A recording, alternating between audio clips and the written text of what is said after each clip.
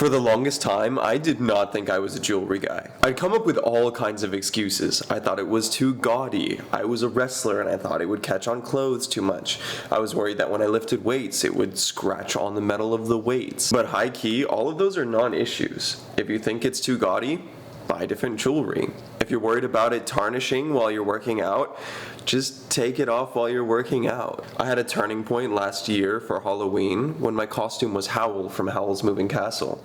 I don't know if y'all have seen the movie, but Howl has these little dangly earrings, these little tiny little dangly green guys. So I got some clip-on earrings, and high key, I was genuinely very surprised with the degree to which I actually really liked the look. Now, I'm getting more and more into simple silver men's jewelry, and I'm a fan. I don't like anything too over the top, but like the simple silver stuff, it goes with pretty much anything. So, I didn't used to think I was a tattoo guy. But bro, some of these tattoos be looking dope as hell. I don't really like the Americana style of tattoos as much, but I really like the more traditional Japanese style and more of like the clean and simple line work. Some of the black and white stuff looks really good.